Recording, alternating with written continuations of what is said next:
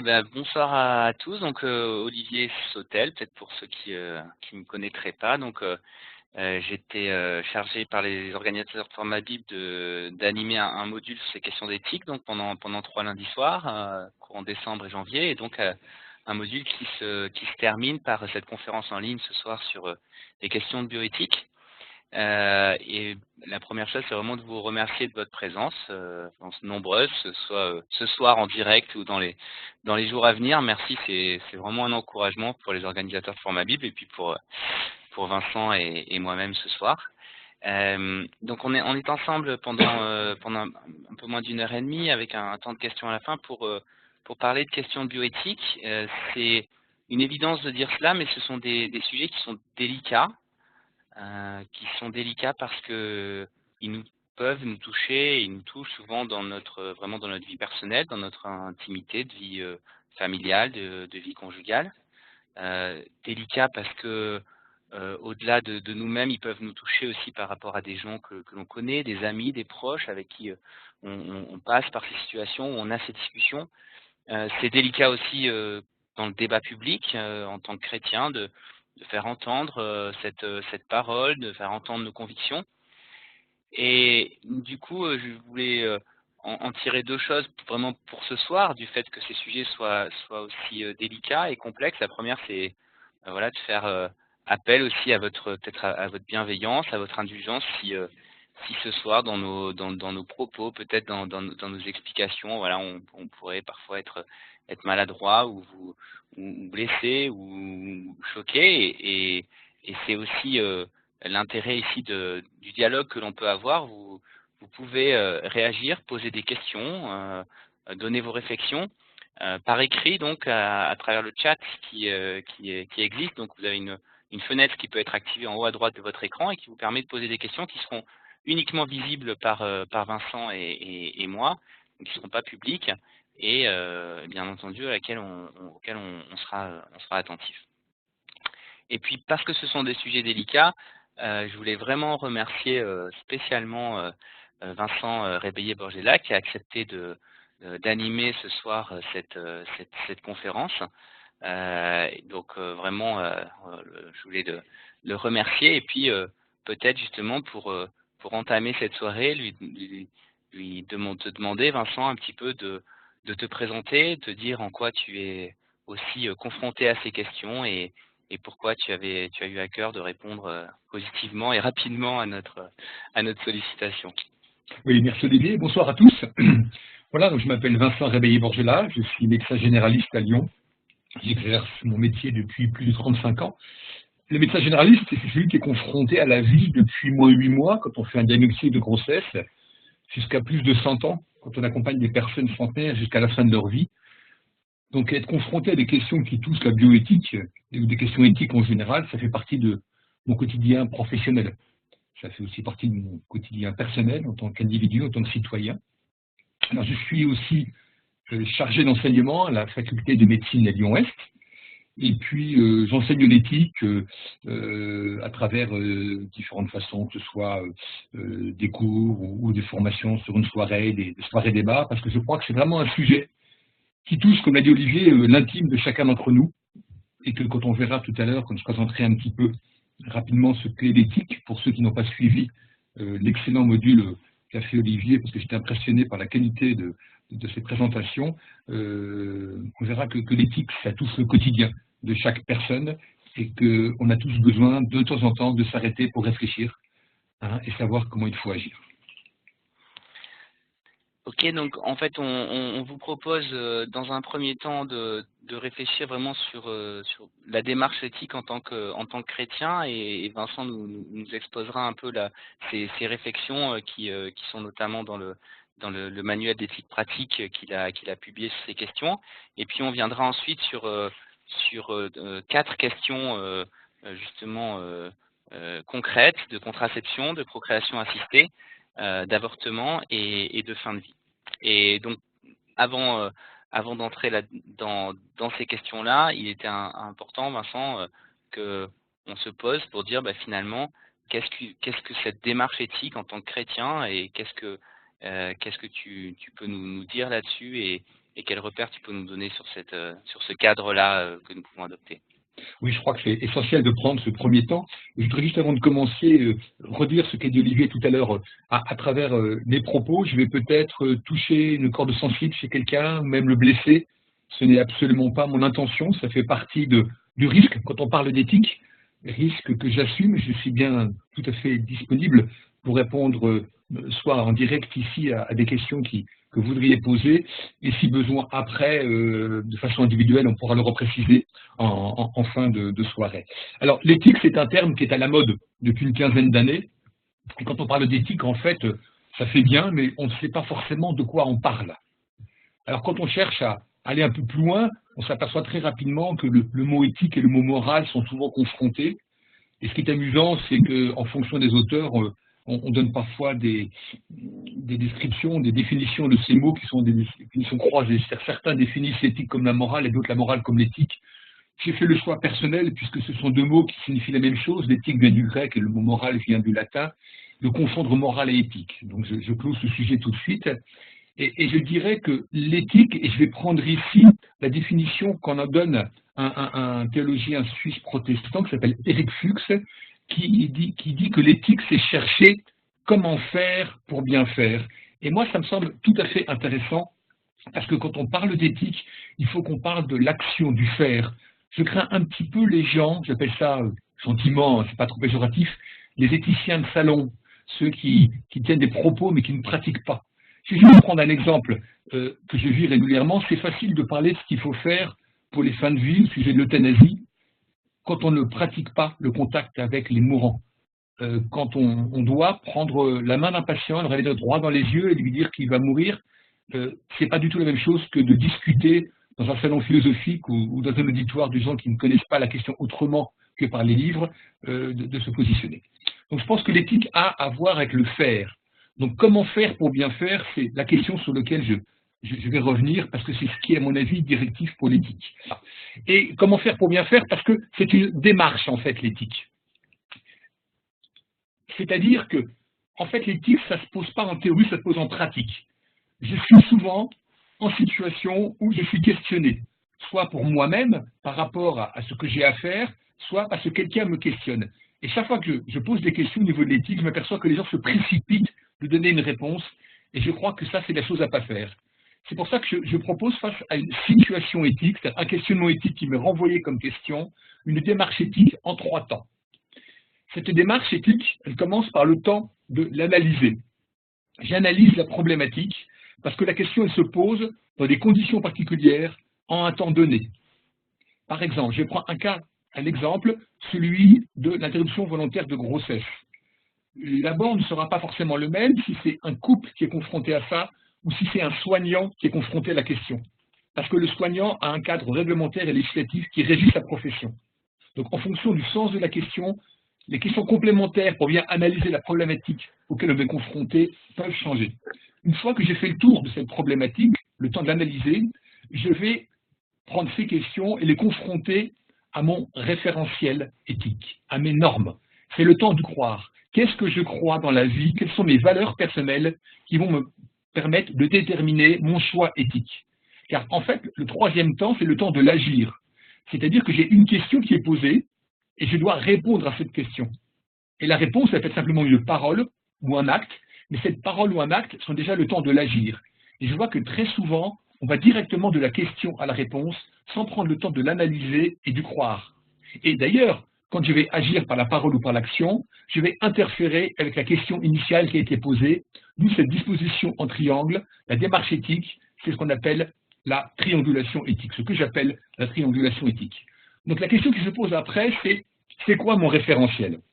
Alors, quand on regarde l'histoire de la philosophie, alors généralement on parle de philosophie morale, parce que le mot moral a très longtemps été celui qui était consacré pour ces questions, mais après 68, parce que mai 68, c'était pas simplement en France, le mot moral avait une connotation très péjorative, enseigné par les éthiques, ça fait plus noble. Donc, quel est mon référentiel éthique? Et quand on parle d'éthique dans l'histoire, on s'aperçoit qu'il y a différents types d'éthique. C'est-à-dire comment faire pour bien faire. Schématiquement, c'est soit j'ai des normes avant d'agir qui me disent comment agir, soit je juge si mon acte est bon ou bien en fonction du résultat. Si ce qui me dit ce qui est bon ou bien, c'est le point de départ, c'est une éthique du devoir, ou pour employer un mot très savant, une éthique déontologique, ce que je dois faire. Et si c'est l'éthique du résultat qui prime, c'est-à-dire c'est le résultat qui doit être bon ou pas bon en fonction de mon référentiel éthique, je parlerai d'éthique du résultat ou d'éthique téléologique. Alors, de toute façon, j'ai besoin de référentiels, que ce soit avant l'action ou après l'action, pour juger. Alors, on s'aperçoit dans l'histoire qu'il y a différents types de référentiels. C'est-à-dire que l'éthique, c'est soit un principe initial, soit une finalité. Mais que la détermination du principe, qu'il soit final ou initial, peut être fait de deux façons. Soit il peut être fait en fonction de données qui dépassent l'individu de beaucoup, et on verra comment ça peut être élaboré, et on appelle ça une éthique transcendantale. Soit on estime que c'est les individus ou le groupe d'individus qui va déterminer en fonction de son expérience ce que c'est que l'éthique, et ça, on appelle ça une éthique immanente. Ce sont des termes... Oui. Excuse-moi Vincent, donc là ce référentiel, pour toi c'est le temps du croire, c'est ça? Donc voilà, c'est le temps du croire. Je parle du référentiel.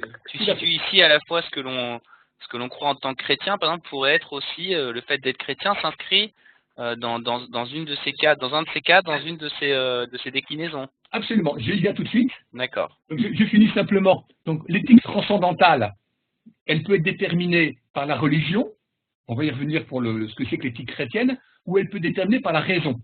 Alors, par exemple, dès l'Antiquité, Platon disait que à force de réflexion, on pouvait déterminer ce qui était bon ou pas bien pour l'individu. Et c'était repris au moment des Lumières, au moment où la pensée a voulu s'émanciper de l'Église, c'est-à-dire que la raison a été promue comme façon de déterminer l'éthique, et le nom le plus connu à ce moment-là, c'est Emmanuel Kant, qui posait des principes avant de déterminer ce qui était bon ou pas, et ces principes devaient dépasser chaque individu. Il disait par exemple que je ne dois rien faire si ce que je fais ne peut pas être étendu à l'ensemble de l'humanité. Donc c'est pas moi simplement qui détermine le principe, il faut que ça puisse toucher tous les hommes, c'est pour ça qu'on parle d'éthique transcendantale. Et l'éthique immanente, elle peut déterminer un bien-être individuel ou un bien-être collectif. Le bien-être individuel, c'est moi qui vais déterminer, et on pense à la philosophie de Spinoza, qui est bien à la mode actuellement, où le bien-être collectif peut être déterminé par un groupe, et on tombe ici sur l'éthique utilitariste des anglo-saxons. En gros, ce qui est bien, ce qui est bon, c'est ce qui est utile au plus grand nombre. Alors, vous voyez bien sûr le mot religion, et c'est là que se situe l'éthique chrétienne. Donc c'est une éthique qui est transcendantale, c'est-à-dire qu'elle dépasse l'homme, parce qu'elle est révélée, et c'est une éthique du devoir, donc elle est déontologique. Alors sur quoi repose cette éthique chrétienne? Pour moi, et pour d'autres bien sûr, le principe absolu et irréductible de l'éthique chrétienne, c'est la parole de Dieu. Et là, je vais citer 3 versets de la Bible. En deuxième épître à Timothée, toute l'écriture est expirée par Dieu. En généralement, on lit inspiré de Dieu dans les Bibles, mais le terme grec, c'est vraiment expiré par Dieu, ça me semble beaucoup plus fort comme signification, est utile pour enseigner, pour convaincre, pour corriger, pour instruire dans la justice, afin que l'homme de Dieu soit à la hauteur, parfaitement équipé pour toute œuvre bonne. Vous voyez, la finalité, c'est une œuvre bonne, c'est le bien. Comment on fait le bien? Grâce à la Bible, on a tout ce qu'il faut. Par contre, il faut se méfier de l'influence du monde, c'est ce que nous dit l'apôtre Paul en Romains 12,2. Ne vous conformez pas à ce monde-ci, ce monde présent, mais soyez transformés, transfigurés par le renouvellement de votre intelligence pour discerner quelle est la volonté de Dieu, ce qui est bon, agréé et parfait. Donc en fait, on cherche à faire ce qui est bon, ce qui est bien. Donc comment faire pour bien faire? On est bien dans l'éthique. Ce qui est agréé, en fait, il faut discerner, et l'éthique c'est un discernement, ce que veut Dieu pour nous, pour faire ce qu'il veut, et faire ce qu'il veut, c'est être parfait comme lui-même est parfait. Mais juste un petit piège ici, c'est qu'on est tous des humains, et qu'on aura peut-être tendance à chercher ce qui nous arrange dans la Bible, ce qui correspond à ce qu'on a préjugé avant, et donc c'est toujours important de revenir au texte de la Bible elle-même, et donc être à l'exemple des Béréens, qui examinaient chaque jour l'Écriture pour voir si ce qu'on leur disait était exact, ne pas se fier à notre mémoire ou à la parole des autres, et bien revenir à la parole de Dieu. Alors, c'est la parole de Dieu, mais pour nous chrétiens qui avons le privilège de vivre après la venue de Christ sur terre, nous savons que la parole de Dieu s'est accomplie en Jésus-Christ. La parole s'est faite chair. Et donc Jésus nous a montré par sa façon de vivre, par son enseignement, ce que c'était la façon de vivre chrétiennement, et il nous a montré que c'est une éthique de l'amour, puisque quand on lui pose la question de savoir quel est le plus grand commandement. Il répond, le plus grand commandement, c'est tu aimeras ton Dieu de tout ton cœur, de toute ton âme, de toute ta force. Il y en a un deuxième qui lui est semblable, c'est tu aimeras ton prochain comme toi-même. Donc le principe même de l'éthique chrétienne, c'est une éthique de l'amour. Mais ça va un tout petit peu plus loin, parce que si Jésus nous a enseigné par sa vie et ses paroles, il nous a aussi sauvés par sa mort sur la croix, sa mort qui est le signe de la grâce absolue, de l'amour absolu que Dieu a pour les hommes. Et il est impossible de vivre l'éthique chrétienne si on ne vit pas une éthique de l'amour, mais de l'amour par la grâce. Et je rejoins le théologien évangélique Henri Blocher qui dit « l'éthique chrétienne est une éthique de la grâce ». Et alors, peut-être sur l'articulation entre, tu nous as parlé de ce temps de l'analyse, puis ce temps du croire qui précède ensuite le temps de l'action. Là, tu t'es attardé sur le temps du croire. Est-ce que le temps de l'analyse, pour toi, est un temps qui est, entre guillemets, neutre par rapport à tout ce que l'on croit? C'est-à-dire, l'analyse, c'est vraiment les données du problème hors de nos convictions. Est-ce que tu sépares complètement ces deux temps ou pas? Oui, non, je crois que tout le monde a des convictions. On a des convictions, alors elles sont plus ou moins fermes, et elles peuvent être plus ou moins changeantes. Mais effectivement, le temps du croire, c'est le moment où je vais voir ce qui, je pense, doit être fait. Et comment je vais agir, sur quels éléments je vais déterminer mon action.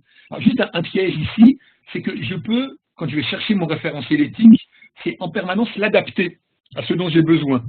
C'est-à-dire que si une norme que je trouve me gêne, je vais la réduire, la norme. Et puis des fois, je vais l'agrandir.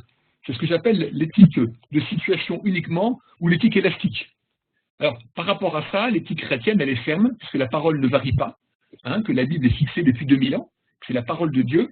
Et donc, dans le monde, je peux être tenté de choisir l'éthique que je veux, des fois une éthique déontologique, d'autres fois une éthique téléologique, parfois une éthique transcendantale, parfois une éthique immanente en fonction de ce que je veux. L'éthique chrétienne, elle, se propose une stabilité complète par rapport à l'écriture.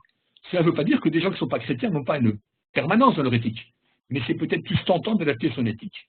Et est-ce que ça veut dire, quand tu parles de permanence, évidemment, de la parole, mais est-ce que ça veut dire que dans ce qu'on en comprend, tu ne penses pas qu'il puisse y avoir de croyants, de chrétiens qui vont aboutir forcément à la même lecture de la Bible ou à la même conviction? C'est une question qui est extrêmement intéressante parce que on tombe à la fois sur l'exégèse, la traduction des textes avec toutes les limites qu'il peut y avoir, parce que certains mots ont plusieurs sens, et puis après sur l'interprétation même du texte, et c'est pour ça que il faut jamais rester seul quand on parle d'éthique, car je crois que pour analyser une problématique, et on verra tout à l'heure quand on parlera de la contraception en général, ça ne veut rien dire, il y a différents modes de contraception, et si on ne les connaît pas, on ne peut pas avoir un jugement éthique. Mais si on ne sait pas expliquer par quelqu'un qui est compétent sur ce domaine, un médecin, une infirmière, un scientifique, on ne peut pas analyser correctement. Donc dès le temps de l'analyse, il vaut mieux être avec d'autres. Et de même, dans le temps de l'interprétation de son référentiel éthique, et pour nous chrétiens, c'est important d'être avec plusieurs pour être sûr de bien comprendre la parole dans ce qu'elle veut dire. Ok, bah écoute, on garde en tête du coup et on va le suivre tout au cours de cette soirée, ce triangle éthique de penser, analyser, croire et agir. Et du coup, je te propose que justement on aille vers le premier cas concret que l'on voulait traiter, suite à la contraception, peut-être, ou sauf si tu voulais. Oui, juste peut-être une dernière chose que je voulais dire pour conclure, parce qu'on parle de bioéthique ici, je voulais juste vous partager les principes fondamentaux de la bioéthique. Oui, tout à fait. Voilà, qui ont été élaborés par deux auteurs, vous avez le nom sur votre ordinateur, qui s'appelle Beauchamp et Childress, et ils ont dit il y a 4 principes de bioéthique. Le principe d'autonomie, le principe de bienfaisance, le principe de non-malfaisance et le principe des justices. Ça c'est bien, ça, c'est beau, hein. Et comment on détermine l'autonomie, la bienfaisance, la non-malfaisance, la justice? Quels sont nos critères? En fait, si vous voulez, on voit bien qu'on détermine ici l'éthique en général, mais pas une éthique pratique. En fait, quelle éthique il y a derrière? Quand quelqu'un vous parle d'éthique, je vous conseille vivement de demander quelle est ton éthique. Parce que l'autonomie, ça peut être, bah oui, le minimum d'autonomie, le maximum d'autonomie. La justice, est-ce qu'on peut déterminer comme ça en disant simplement principe de justice? Qui détermine la justice? C'est une remarque que je voulais faire. Donc même quand on cherche à aller loin sur les principes de bioéthique, eh ben, c'est pas facile. Donc moi, pour mes principes de bioéthique, je prends ces 4 principes avec la parole de Dieu, et on va donc commencer, puisque tu m'y invites, à parler de la contraception. Alors, je l'ai dit tout à l'heure, il n'y a pas une contraception, il y a des contraceptions. Et pour comprendre les différents modes de contraception, on va être dans le temps de l'analyser je vais expliquer comment fonctionne la conception. Pourquoi? Parce que la contraception, c'est un moyen d'empêcher la conception de façon transitoire. Et à l'opposé, on a la stérilisation qui empêche la conception de façon définitive. Alors, comment se fait la conception? La conception, vous voyez, vous avez le schéma d'un organisme, de l'organe génital féminin. Au fond du vagin, les spermatozoïdes sont déposés au cours de l'acte sexuel et ils vont remonter dans l'utérus, vous voyez les flèches qui remontent vers le haut, et après, ils vont partir dans les trompes, qui sont à droite et à gauche, et se rapprocher de l'ovaire, qui, une fois par mois, en gros tous les 28 jours, va expulser un ovule, et l'ovule va être fécondé par un spermatozoïde. Et donc, c'est ce qu'on appelle l'œuf fécondé. Et cet œuf fécondé va redescendre en sens inverse jusqu'à là où il y a marqué utérus, et remonter les spermatozoïdes pour vous le situer, et c'est le corps de l'utérus, et à ce moment-là, l'œuf fécondé va s'implanter dans la paroi de l'utérus pour se développer en créant le placenta et tout ce qui va venir après dans la grossesse. Et cette nidation a lieu, en gros, 8-9 jours après la fécondation, qui a lieu généralement juste après l'ovulation, au 14e jour après les règles, ce qui fait que la nidation dans l'utérus se fait avant même que la femme découvre qu'elle est enceinte. Alors, pour empêcher la conception, qu'est-ce qu'on va faire? On peut empêcher les spermatozoïdes de remonter dans l'utérus. Ce sont les moyens mécaniques. Alors, c'est soit le préservatif masculin, soit ce qu'on appelle le préservatif féminin, qui est plus souvent connu sous le nom de cap ou de diaphragme. Ça peut être en déposant dans le vagin un produit qu'on appelle spermicide, qui va tuer les spermatozoïdes. Mais ça peut être aussi en empêchant l'ovule de sortir de l'ovaire, et ça, c'est une activité anti-ovulatoire. Et c'est comme ça que fonctionnent certaines pilules. Mais en même temps, d'autres moyens de contraception existent. Et on peut citer la pilule du lendemain, on va y revenir, les implantations de progestatifs sous forme d'implants ou de piqûres, ou le stérilet ou dispositif intra-utérin. Et ces trois derniers dispositifs que je viens de parler, la pilule œstroprogestative, les implants de progestatifs et les dispositifs intra-utérins, n'ont pas, presque pas, d'effet contre l'ovulation. Ils ont un effet qui limite une partie de progression des spermatozoïdes et surtout une action contre l'annihilation. Donc, la question qu'on verra après, c'est est-ce que à ce moment-là, on est dans une contraception ou pas, puisque la conception a déjà eu lieu. Et si la conception a déjà eu lieu, quel est le statut de l'œuf fécondé qui va migrer de la région de l'ovaire et du pavillon de la trompe jusqu'au corps de l'utérus? Et enfin, des méthodes encore plus naturelles, qui sont le retrait, c'est-à-dire que l'homme, avant d'éjaculer et de déposer le sperme dans le vagin de sa femme, se retire du vagin, soit carrément l'abstinence périodique, c'est-à-dire qu'au moment de la fécondité, c'est-à-dire en gros 2 jours avant l'ovulation et 2 jours après, il n'y a pas de rapport sexuel. Donc on s'aperçoit que quand on parle de contraception, en général, ce n'est pas forcément tout à fait contraceptif ce que l'on parle. Donc, quand un médecin vous parle de contraception, généralement, il parle de tous ces moyens sans différencier ce que je vous ai dit, ce qui empêche la conception, qui est de la contraception pure, et ce qui empêche l'anidation, ce qui est une dimension, j'allais dire, qu'on pourrait presque dire d'avortement provoqué. Nous, médecins, on parle de dimension abortive. Donc, en fonction de ça, vous voyez, on est sur l'analyse de la problématique. Et si je n'ai pas ces éléments scientifiques, je vais dire oui ou non pour la contraception de façon un peu globale. Maintenant, on va passer au temps de la réflexion, c'est-à-dire de croire. Qu'est-ce que me dit la Bible? Alors, je vous propose 3 versets ici. Le premier, qui est fondamental, de Deutéronome 32-39, en bioéthique, c'est vraiment un fil conducteur de la bioéthique. Voyez maintenant que c'est moi et moi seul qui suis Dieu. Moi, je fais mourir et je fais vivre. Ça doit nous rappeler que c'est Dieu qui est la source de la vie et qu'il est aussi celui qui fait mourir. Et que quelque part, l'homme, quand il veut toucher à ce qui est du début de la vie ou de la fin de vie, il doit faire attention à ne pas se prendre pour Dieu. C'est-à-dire à ne pas aller au-delà de ce que Dieu a donné à l'homme. Ensuite, est-ce que l'œuf fécondé est un être vivant? C'est la vraie question. Alors, qu'est-ce qu'on voit? C'est ce que nous dit le superbe psaume 139. C'est toi qui a formé mes reins, qui m'a tenu caché dans le sein de ma mère. Mon corps n'était pas caché devant toi lorsque j'ai été fait en secret, tissé dans les profondeurs de la terre. Quand je n'étais qu'une masse informe, tes yeux me voyaient, et sur ton livre étaient tout inscrits les jours qui m'étaient destinés, avant qu'aucun d'eux existe. Et c'est exactement ce qui est dit en Jérémie 1,5. Avant que je ne te forme dans le ventre de ta mère, je te connaissais, et avant que tu ne sortes de son sein, je t'avais consacré, je t'avais établi prophète des nations. Donc on voit que c'est Dieu qui fait vivre, donc Dieu est à l'initiative de la vie, et on peut dire que la conception, c'est-à-dire la rencontre du spermatozoïde masculin et de l'ovule féminin, détermine le début de la vie.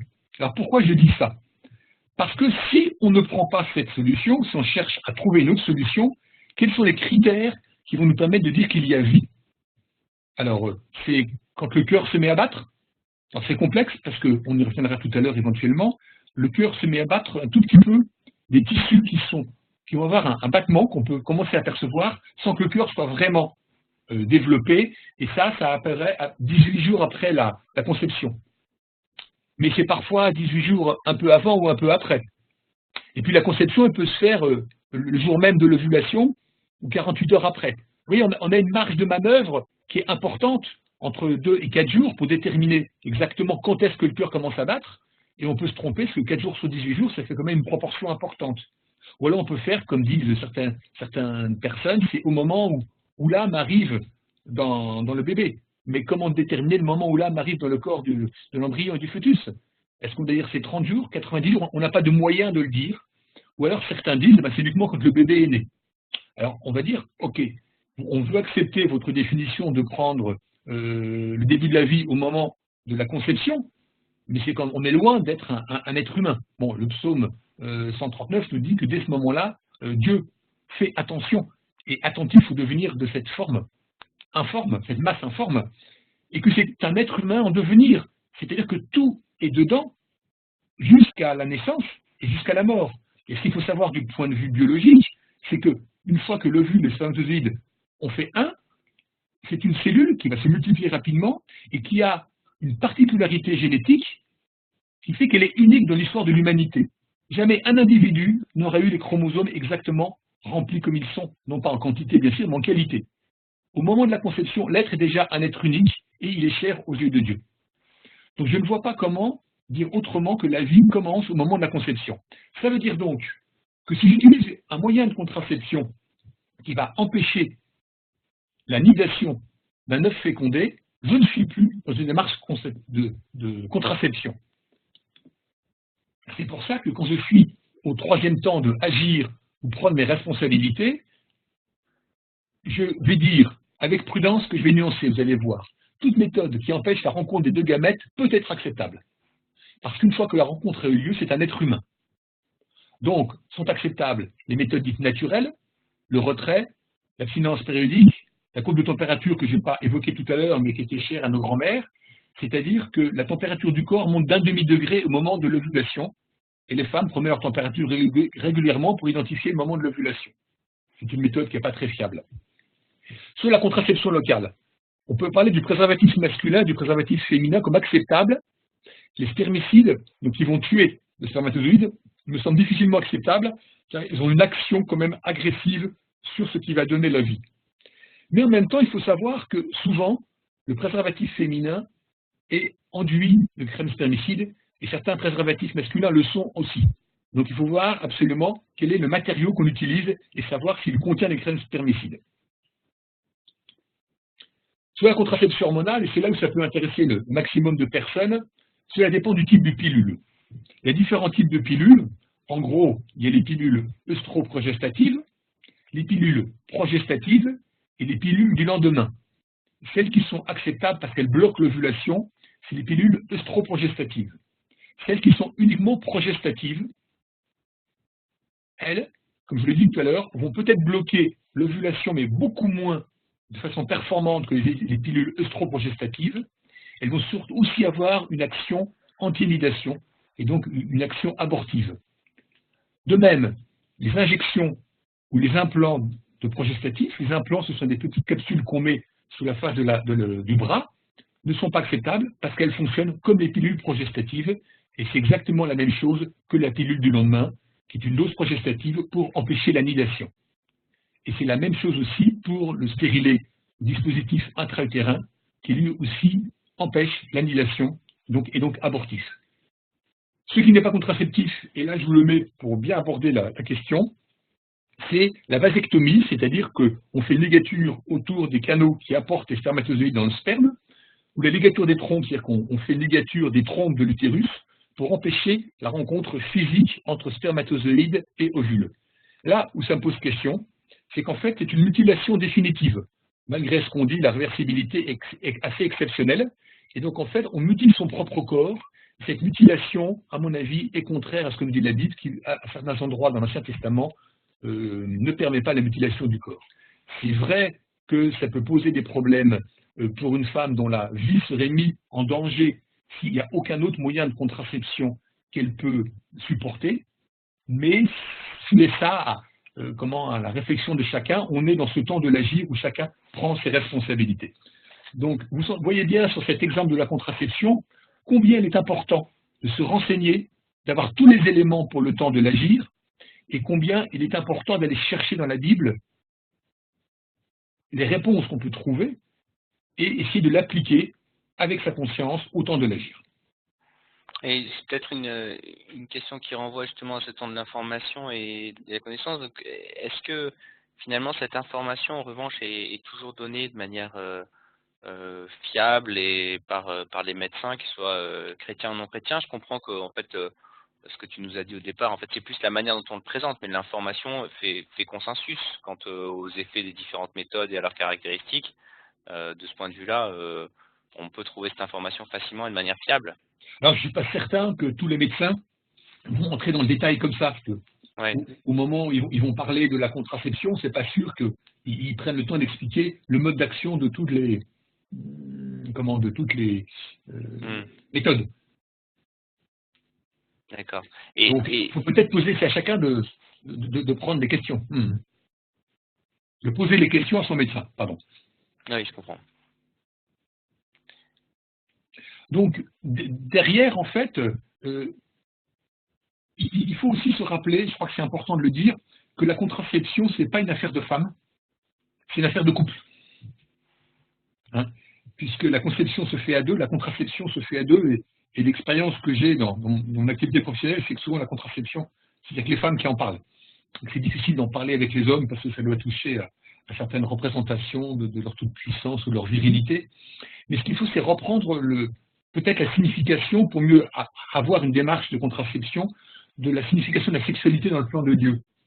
Alors c'est vrai que dans la première épître aux Corinthiens, Paul nous dit que l'homme ne doit pas se priver de la femme et la femme de l'homme, sauf situation exceptionnelle, pour ne pas être tenté.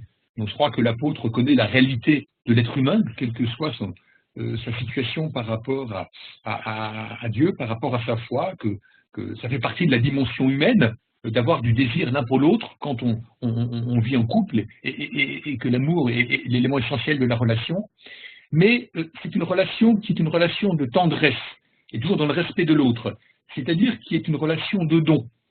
La relation sexuelle, ce n'est pas un plaisir personnel, c'est un plaisir qu'on offre à l'autre. Le corps de l'homme est fait pour la femme, nous dit l'apôtre, et le corps de la femme est fait pour l'autre. Et dans le monde où on vit actuellement, c'est plutôt une tendance plutôt égoïste, c'est vivre son plaisir chacun de son côté. Donc là, il faut faire attention. Deuxièmement, la connaissance de la physiologie de la femme permet aussi maintenant de ne pas imposer des grossesses annuelles aux femmes. Il y a une époque où les femmes avaient entre 15 et 30 ans un enfant tous les ans, et ça, c'était peut-être en relation avec le fait que la mortalité infantile prématurée était très importante, et que pour avoir 3 à 4 enfants vivants à 20 ans, il fallait peut-être en avoir 2 fois ou 3 fois plus.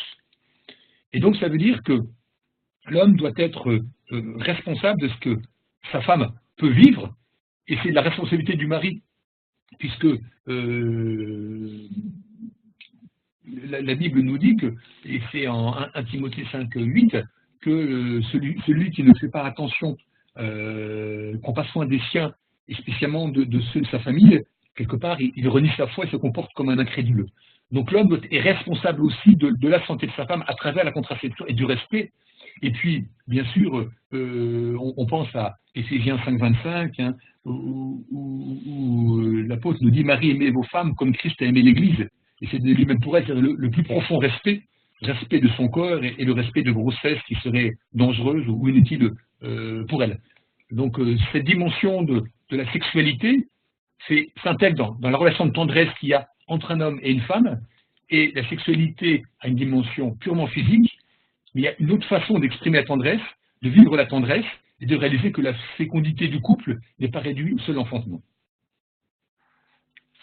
Merci pour ces éclairages. Peut-être qu'avant qu'on avance sur un deuxième temps, je rappelle à ceux qui sont peut-être arrivés un peu en retard, qui n'auraient pas entendu, qu'il y a la possibilité de poser des questions ou de réagir via le chat et qui vous est accessible par une fenêtre qui peut être activée en haut à droite de votre écran. Je te propose, Vincent, pour qu'on avance en gardant un peu notre timing, de passer, si c'est OK pour toi, non, pardon, peut-être que oui, au prochain sujet. Oui, la procréation médicalement assistée. Et la procréation médicalement assistée, effectivement, où on voulait aussi, c'est un sujet qui va être en plus très actuel avec les états généraux qui s'ouvrent, et donc sur lequel on voulait aussi avoir tes éclairages. Oui. Et c'est une suite logique, parce que comme on vient de voir comment fonctionne la conception, on peut voir où est-ce que ça dysfonctionne et comment on peut essayer de contrecarrer. Alors en fait, la procréation médicalement assistée, c'est-à-dire qu'on va aider médicalement une conception qui ne peut pas avoir lieu naturellement. Et si la conception ne peut pas avoir lieu naturellement, c'est qu'il ne peut pas y avoir dans le corps de la femme de rencontre entre un spermatozoïde et un ovule. Donc ça peut être soit l'insémination artificielle, c'est-à-dire qu'on va mettre de façon artificielle les spermatozoïdes au contact de l'ovule sans passer par le corps de l'homme, indirectement. Ensuite, il y a la fécondation in vitro classique, où là, en fait, on fait un prélèvement de l'ovule dans le corps de la femme et on mélange dans un tube ALC avec le sperme du mari pour avoir une conception dans un tube, donc in vitro, dans la vitre. Hein. Et une fois que l'œuf aura commencé à se multiplier, à se développer, hein, on va le réimplanter dans la muqueuse utérus. Ensuite, on a des techniques qui sont un peu différente, qui est l'injection intrastoplasmique de spermatozoïdes, c'est-à-dire qu'au lieu de mettre simplement au contact les deux gamètes c'est l'ovule et le spermatozoïde, on va prendre le spermatozoïde, on va aller récupérer son matériel génétique, on va l'injecter avec une aiguille dans l'ovule de la femme. Vous voyez, donc là c'est quand même la très haute technique. Quand la conception naturelle ne peut pas avoir lieu, c'est peut-être parce que soit l'homme a un problème avec les spermatozoïdes, qui sont malades ou pas assez nombreux, ou parce que la femme n'ovule pas. Alors dans ces cas-là, on va avoir recours au don d'ovule ou au don de sperme, ou aux deux, quand le couple est concerné par les problèmes pour les deux membres du couple. Pour aller plus loin, il y a le don d'embryon. Alors, c'est quoi le don d'embryon? En fait, quand on fait une fécondation in vitro classique, pour qu'elle ait plus de chances de réussir, on injecte des produits à la femme pour qu'au lieu de faire une seule ovulation d'un seul ovule, elle ait plusieurs ovules à ce moment-là. Ce sont des traitements qui sont assez pénibles, assez lourds, et on prélève un certain nombre d'ovules, généralement ça va de 6 à 8, et on mélange dans le tube à essai. Mais le problème, c'est qu'on va avoir 6 à 8 embryons. Et au maximum, on va en réinjecter 2 ou 3 dans le corps de la femme. Et ce qui explique d'ailleurs qu'on a plus de grossesses gémellaires et de triplés qu'avant la fécondation in vitro, et on ne sait pas quoi faire des autres embryons, donc on peut proposer aux gens de donner un embryon à un couple qui est stérile. Et la dernière façon de contourner la procréation physiologique, c'est la mère porteuse, c'est-à-dire où une personne va porter un embryon, hein, et le donner après, une fois qu'il sera devenu un bébé après la naissance, au couple qui, quelque part, a passé commande. Donc là, tu es dans ce qu'on appelle la GPA aujourd'hui. Voilà, c'est ce qu'on appelle la GPA, voilà, qui fait partie de la procréation médicalement assistée. Donc vous voyez bien qu'il y a une graduation, si vous voulez, dans les techniques. Alors, une fois qu'on a compris ça, on passe au deuxième temps, le temps du croire. Alors, est-ce que la Bible nous dit quelque chose sur ces sujets? Alors, elle nous parle surtout, en fait, de la conception. Et Dieu dit, portez du fruit, devenez nombreux, emplissez la terre et soumettez-la. C'est-à-dire que le fait de donner vie à des enfants, de transmettre vie, c'est le terme que je préfère à des enfants, ça fait partie de ce que Dieu veut pour les hommes.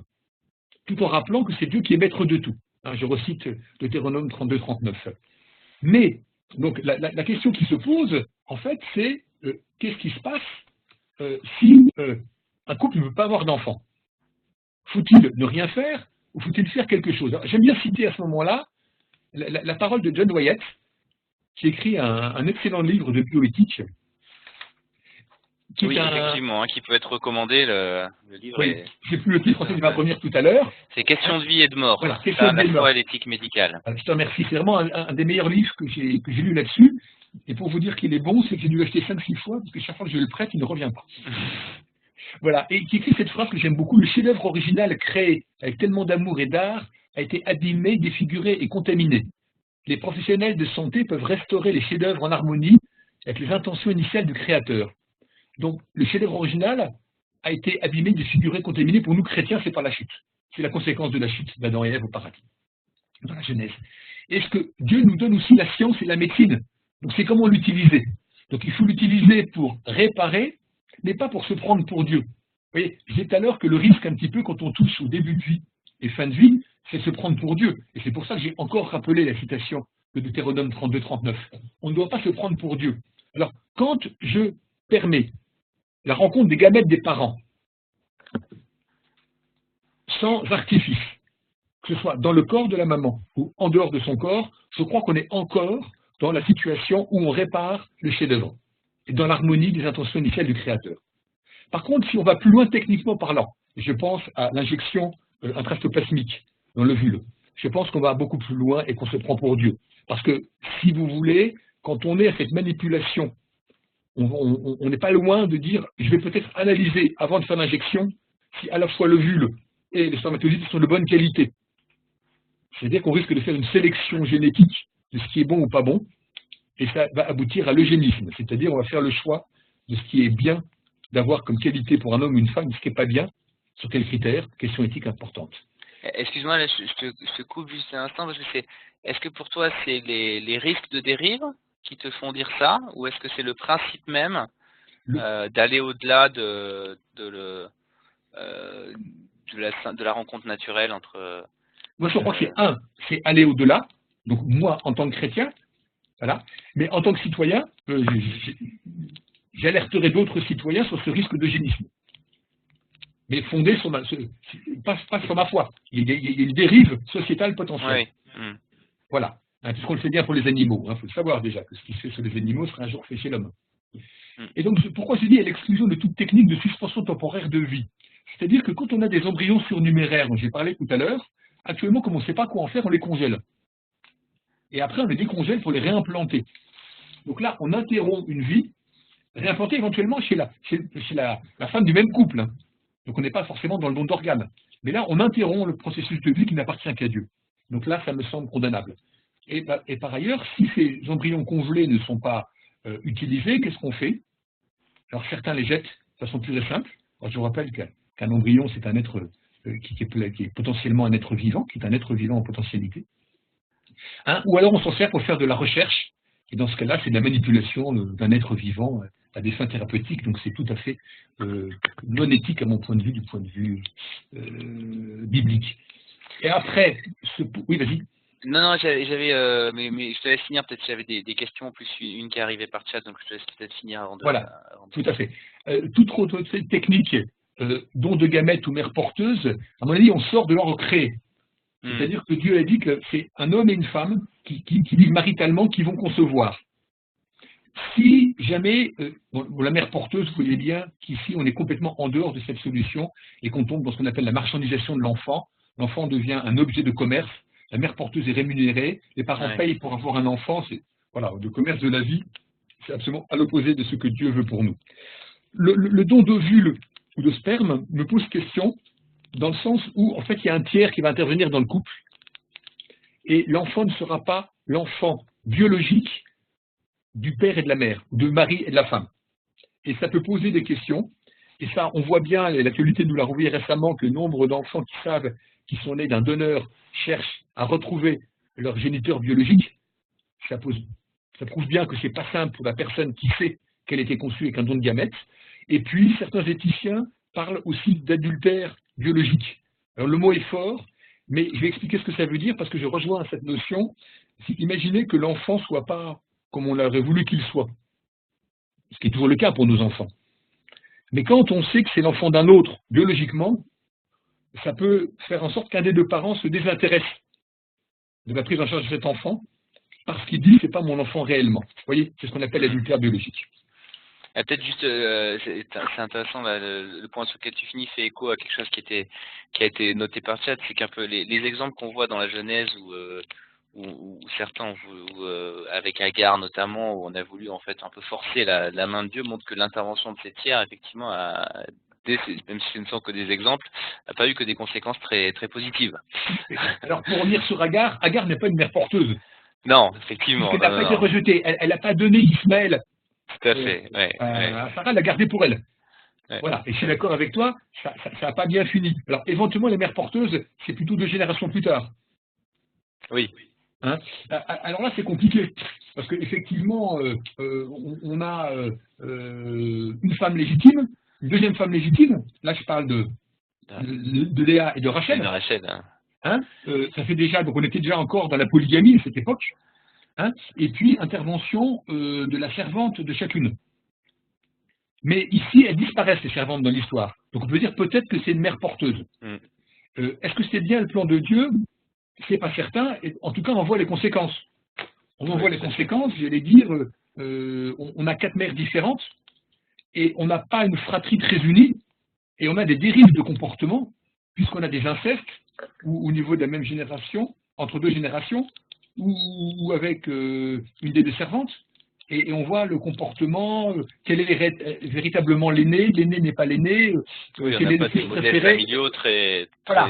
Je ne pense pas que ce soit très structurant. Ce que Dieu a voulu nous dire, je pense, à travers ces 2 exemples, d'Abraham et de Jacob, c'est que en fait, il y a eu des risques parce qu'ils n'ont pas accepté la parole de Dieu et ils ont cru qu'ils pouvaient se substituer à la promesse de Dieu. Et en même temps, Dieu nous montre que par sa grâce et par sa souveraineté, il est passé à travers cela pour faire avancer son plan. Peut-être juste avant qu'on traverse l'Ancien Testament tout autant que le Nouveau Testament, c'est grâce. Avant que peut-être qu'on passe au sujet d'après, il y avait une question précise, et puis moi j'avais peut-être aussi un point sur lequel j'aurais aimé t'entendre. Une question précise à propos de ce passage de Genèse 2, de se multiplier, que tu as donné comme étant une mission pour l'homme, et on me fait remarquer par chat, finalement, est-ce que à la fois dans Genèse 2 et dans Genèse 9, où ces 2 passages sont notés, c'est des moments particuliers où l'humanité est très réduite, en fait, sortie d'Éden, suite du déluge, et donc est-ce que finalement c'est vraiment quelque chose qui est que tu lis de manière évidente comme une constante tout au long de l'histoire de l'homme et qui continuerait à être valable pour nous aujourd'hui? Oui, moi je pense plutôt ton point de vue aussi, mais je pense que c'est une constante. Dieu a redonné une deuxième chance après le déluge, mais ce qui donne comme mission à Adam et Ève, c'est d'être les gestionnaires de la création, les intendants de la création, et d'assumer pour leur propre compte la responsabilité de leur propre fécondité, sous la bénédiction de Dieu. Donc quand il leur dit multipliez-vous, c'est une bénédiction qu'il leur donne. Le fait d'avoir des enfants est une bénédiction. Alors attention, ça ne veut pas dire que le fait de ne pas avoir d'enfants est une malédiction. Ça peut être perçu comme une malédiction, mais ça voudrait dire que la vie terrestre est l'essentiel de notre vie. Et que si je n'ai pas d'enfant au moment où je meurs, je suis maudit pour l'éternité, ce qui n'est pas le cas, puisqu'on a l'espérance de l'éternité par Jésus-Christ. Et du coup, ça rejoint un peu la deuxième question, qui est peut-être plus une réflexion, parce qu'on la tranchera pas. C'est que on a effectivement cette volonté générale de Dieu, qui est celle de la fécondité, aussi de la vie, même au sens large. Et puis on a des couples, des cas dans lesquels ça n'est pas possible.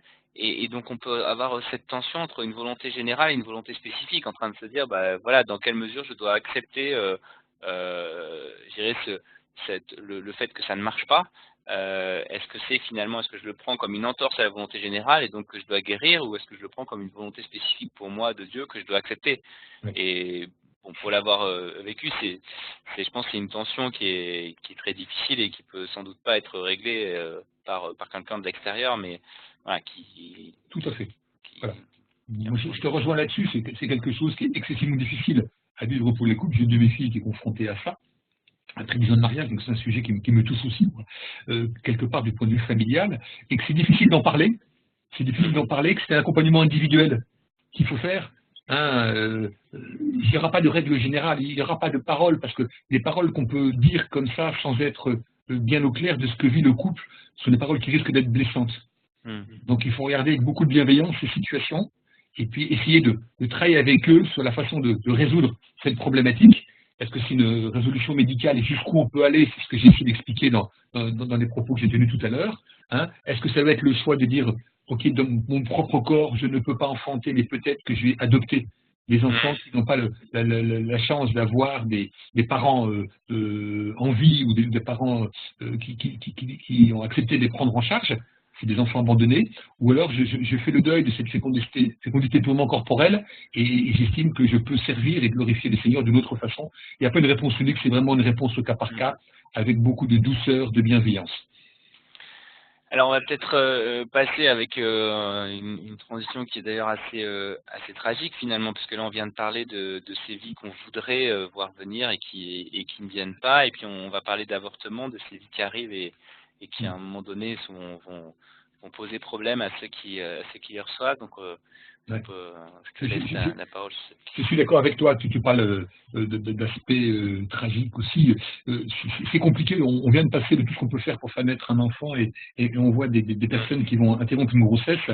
Alors peut-être se reposer la problématique, hein, tout en se rappelant que chaque année, il y a à peu près 200 à 220 000 interruptions volontaires de grossesse en France pour 800 naissances.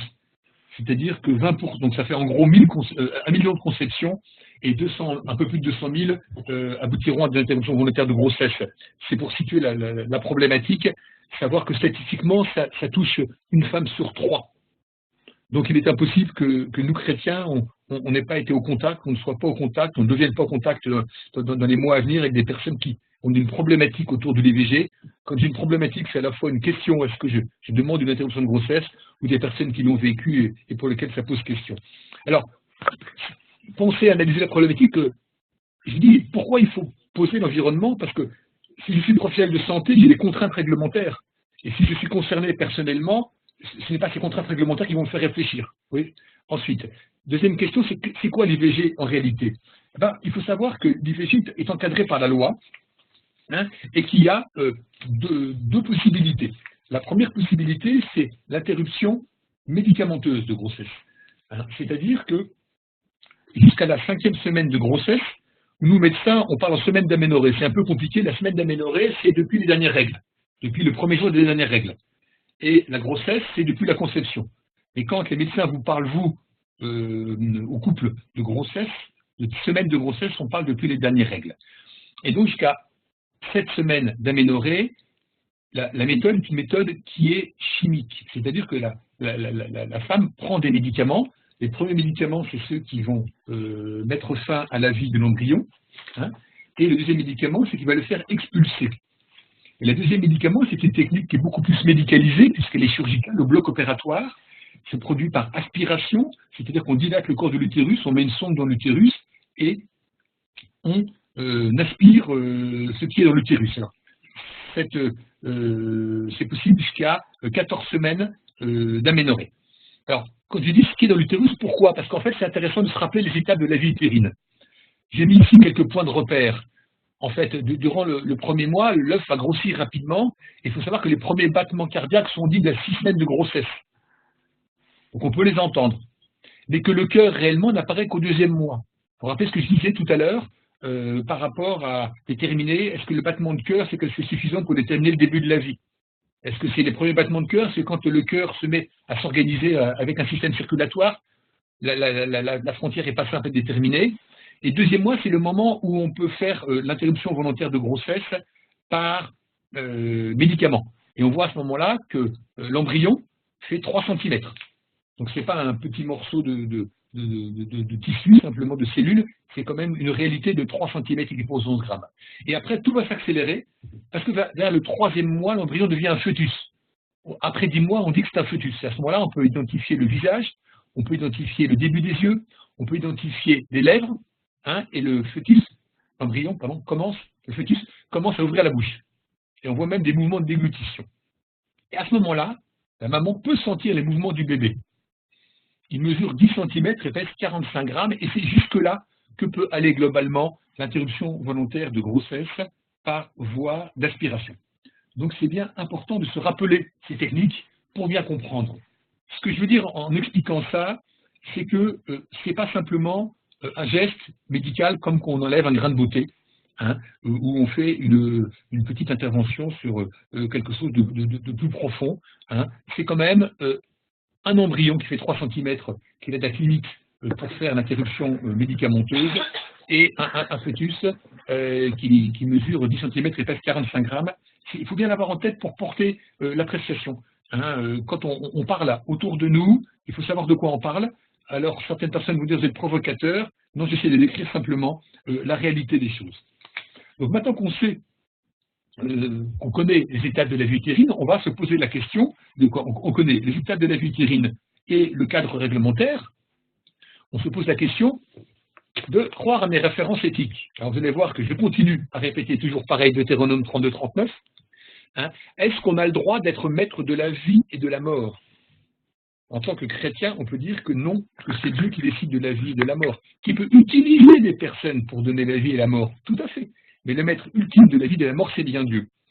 Et puisqu'on a vu que, pour nous chrétiens, la vie commence dès la conception, et on a bien vu dans les informations scientifiques et rigoureuses que je vais donner sur ce qu'est un fœtus de 12 semaines, que Deutéronome 5,17, qui est un des 10 commandements, nous dit réellement tu ne commettras pas de meurtre. Le meurtre, c'est le fait de donner volontairement la mort. Donc, si j'interviens sur le déroulement de la grossesse, je vais donner volontairement la mort à l'embryon ou au fœtus en fonction du moment où je vais intervenir. Donc, les choses sont très simples à ce niveau-là, au niveau de ce qu'il faut faire ou pas faire. Hein. Donc, aux yeux de mes chrétiens, je suis au troisième temps, je prends mes responsabilités, je ne peux accepter une IVG qui est de fait une interruption de vie, un meurtre volontaire et donc un assassinat. Alors, je sais que le mot assassinat est violent, et peut-être j'aurais pu le supprimer. Hein. Simplement, je l'ai mis parce que l'assassinat, c'est un meurtre avec préméditation. Et j'y reviendrai aussi pour l'euthanasie. Quand la société demande à des soignants, des gens qui sont là pour sauver des vies, pour accompagner des vies, de donner volontairement la mort, de fait, on leur demande de faire un assassinat. Alors, je vous rappelle que dans le code pénal, un meurtre est puni de 30 années de réclusion et que l'assassinat, c'est la réclusion à perpétuité. Donc, je vais dramatiser un petit peu par des mots, et je suis désolé si je choque certains, je vais revenir juste après sur certaines notions importantes, à mon avis, quand on parle d'IVG. C'est que ce n'est pas simple, non seulement pour les personnes qui demandent l'IVG, et je vais revenir aussi, mais aussi peut-être pour les personnes qui pratiquent l'IVG. Ce qu'on leur demande, c'est quelque chose qui va très très loin dans l'action qu'ils font, quelle que soit la motivation qui est la leur. Alors, en tant que chrétien, je dois chercher toutes les alternatives possibles pour la prise en charge des situations de détresse. Ou si je suis concerné, c'est bien pour reprendre la problématique du temps de l'analyser, c'est peut-être moi qui suis concerné en tant que femme ou en tant que couple, demander de l'aide pour trouver des alternatives. Les alternatives, c'est des alternatives pour poursuivre la grossesse.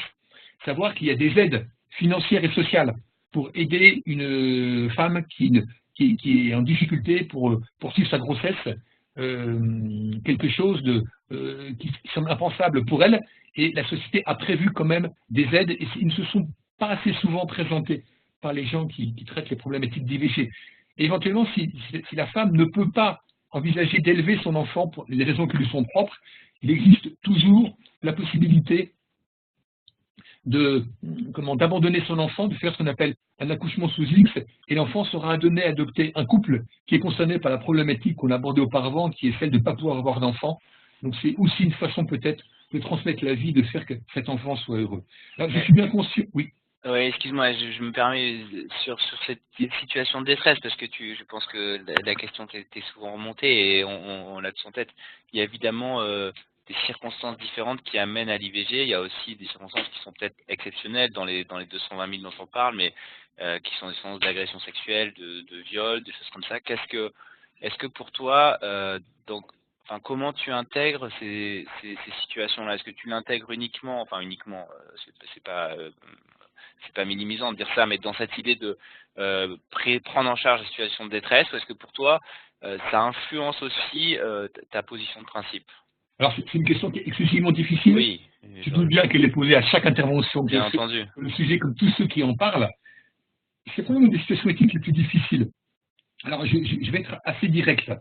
Je pense que ça ne justifie pas le fait qu'un enfant soit conçu par agression sexuelle ne justifie pas une interruption volontaire de grossesse. Alors, je sais peut-être que ça fait réagir certains, j'en suis conscient, et je m'explique. La femme qui va porter un enfant qu'elle n'a pas désiré va modifier probablement son attitude à l'égard de cet enfant quand elle va le sentir bouger en elle et qu'elle va ressentir tout ce que ressent une mère qui porte un enfant, avec énormément d'ambiguïté. D'accord. Ça, c'est la première chose, et peut-être que son regard sur l'enfant va évoluer au fur et à mesure de la grossesse. Je dis peut-être. Mais la réalité, c'est que cette vie, elle existe. Et deuxième élément qui me fait dire ça, c'est que ce sont des études qui ne sont pas assez publiées. Ce sont des choses qu'on ignore souvent, c'est qu'il est rare qu'une femme traverse l'épreuve de l'interruption volontaire de grossesse sans que c'est des cicatrices au fond d'elle. Rarement des cicatrices corporelles, mais ça peut exister, avec des problèmes de fécondité après, mais ce n'est pas l'essentiel. Des cicatrices psychologiques. Des cicatrices psychologiques qui peuvent être parfois enfouies pendant longtemps, qui vont ressortir d'une autre façon. Des cicatrices psychologiques qui peuvent être transmises aux enfants qui naîtront après.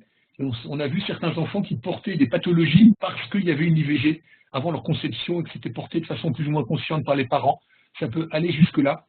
Et donc, qu'il n'y a pas d'interruption volontaire de grossesse sans cicatrice au fond de la personne. Et j'ai envie de dire que proposer une interruption volontaire de grossesse à une femme qui était victime de violences sexuelles, c'est peut-être, je dis bien c'est peut-être, l'exposer à une double peine. Hein, à la fois le traumatisme que nous, hommes, on ne peut pas connaître et pour lequel je ne peux pas me permettre de me prononcer à l'égard des femmes qui sont victimes de ces agressions, hein, et c'est peut-être rajouter quelque chose. Je dis peut-être, hein, parce que je suis dans l'incertitude, je n'ai pas eu personnellement à accompagner de personnes comme ça, donc j'essaye de répondre avec une forme d'humilité, je pose le principe, mais je ne porterai pas de jugement sur une personne qui demande une IVG. Pas plus cette personne qui était victime d'une agression sexuelle que d'une personne qui, malgré ce que j'aurais pu lui dire, fera une demande d'IVG. C'est pas là que je voulais finir ce temps sur l'interruption volontaire de grossesse, parce que je me rappelle quand même que Jésus est venu. Il est venu sur terre et pour prendre, si on le reconnaît comme notre Sauveur et comme notre Seigneur, pour prendre tous nos péchés. Il a effacé l'acte rédigé contre nous et en vertu des prescriptions légales, acte qui nous était contraire, il l'a enlevé en le clouant à la croix. Par sa mort sur la croix, par la grâce offerte à tout homme qui se confie en lui, qui le reconnaît comme sauveur, Jésus efface les péchés, même les pires des péchés. Et donc, si jamais certaines personnes qui m'écoutent ont été concernées directement pour elles-mêmes ou par des très proches, par l'IVG, il faut toujours se rappeler que la grâce que Dieu nous offre en Jésus-Christ est bien plus grande que tout ça. Et que ce qui reste en elle après une IVG doit être confié au Seigneur, éventuellement avec des frères et sœurs qu'elle juge capables de l'aider par rapport à ça. On ne peut pas parler d'IVG sans parler de la grâce que Dieu nous a fait, parce que vu le nombre de personnes qui sont concernées, c'est impossible qu'autour de nous ou parmi nous, des personnes n'aient pas traversé ces épisodes douloureux. Merci pour ce rappel et ce beau verset. Il y avait aussi une question, je pense, un peu complémentaire. Il me semble que tu n'en as pas parlé, sauf erreur, les IVG dans le cadre de raisons thérapeutiques, en fait. Alors là, parce que là, tu en fais quelque chose de vraiment à part. Alors, on appelle ça l'interruption thérapeutique de grossesse. C'est-à-dire que l'interruption thérapeutique de grossesse sort du cadre légal des semaines dont j'ai parlé tout à l'heure, 14 semaines, puisqu'elle peut être pratiquée jusqu'au dernier jour avant la naissance prévue. D'accord. Alors, il faut aussi donner l'information. Comment se pratique une interruption thérapeutique de grossesse? On commence par injecter un produit dans le cordon ombilical qui va aboutir à un arrêt du cœur et donc l'arrêt de la vie du fœtus. Et après, par césarienne, généralement, c'est rarement par voie naturelle, ça dépend du moment où on l'a fait. Bon, ça peut être soit par voie naturelle, soit par césarienne. L'enfant va être extrait du corps de la mère. Le corps mort de l'enfant va être extrait du corps de la mère. Alors là, je pense que dans l'absolu, c'est aussi une interruption volontaire de vie. Et donc, ça me semble difficilement compatible avec la parole de Dieu. Mais je sais aussi que pour certaines personnes, c'est quasiment impossible d'accepter d'aller jusqu'au bout, de donner naissance à un enfant qui sera mal formé, peut-être terriblement mal formé, et qui va mourir tout de suite. Voilà. Donc, dans l'absolu, l'éthique chrétienne dit qu'on n'a pas le droit de donner la mort. Et si Dieu a choisi, pour des raisons qui nous dépassent, parce que on sait bien que comment les pensées de Dieu ne sont pas nos pensées, donc on ne peut pas comprendre pourquoi Dieu va infliger telle ou telle épreuve à une personne. L'éthique biblique nous dit qu'on n'a pas le droit de donner la mort volontairement. Hein, et je crois que ce qu'on peut faire, et je connais plusieurs couples chrétiens qui l'ont fait, qui ont vécu leur grossesse jusqu'au bout, qui ont accueilli un enfant mal formé, et que ça a été aussi l'occasion d'un témoignage. Alors peut-être qu'au couple chrétien les plus solides, Dieu utilise cette épreuve pour qu'il soit sujet de témoignage auprès des non-chrétiens. Voilà. Oui, j'ai également vécu un cas de ce type aussi. Je réponds ça avec humilité parce que je n'ai pas vécu, hein, et que voilà, je me pose par rapport à la question éthique, mais quand je dis le moment de l'agir, on est seul au moment de l'agir. Hein, j'y reviendrai en conclusion.